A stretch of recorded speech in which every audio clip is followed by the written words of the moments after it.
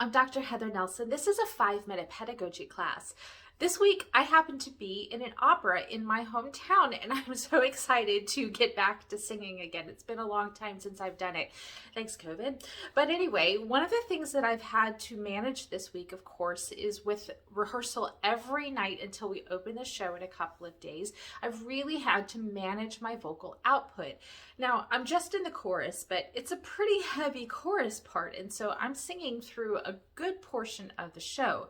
Now, the principals, of course, they're singing a lot more, but still, I've had to really manage my vocal output so that I don't wear myself out and so that I have my best voice available for shows that are coming this weekend. Of course, we know as teachers that one of the best ways to manage our vocal output is by marking through rehearsal. But what does that actually mean? Marking is something that literally I was never taught as I was coming up through voice lessons in college and beyond. We talked about it sometimes in rehearsal that you should mark, but I was never actually given the tools to know what that is and how to do it. And so when we are preparing our students for the real world where they're going to be performing, and sometimes they're going to be performing in lots of really not ideal kinds of circumstances as far as scheduling and stuff is concerned, we really need to teach them how to do it, give them the tools. And I think this goes far beyond just a discussion. I think you should spend some time, we should spend some time with our clients in lessons practicing how to mark. There are different ways to mark through a rehearsal. If you have a long role or if you're going to be singing for a good period of time, you have to manage your stamina as opposed to a piece where maybe you're not singing for as long a duration, but you've got like a super high tessitura. Those are going to require different strategies for managing your vocal output, and they can require different strategies for marking too.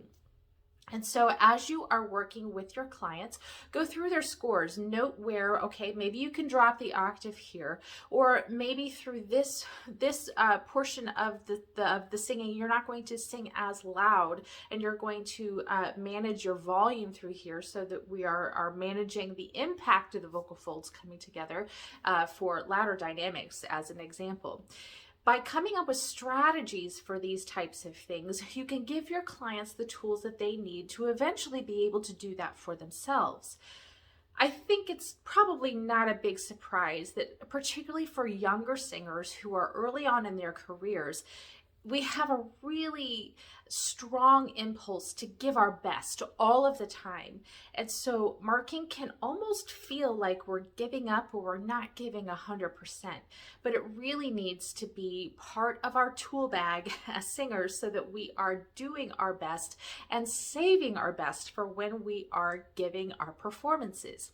And so spend some time with your clients when you can, teach them how to mark, practice marking in a lesson so that when they get into rehearsals, they know what to do, they don't have to guess, and they really are managing their vocal output like the vocal athletes that they are.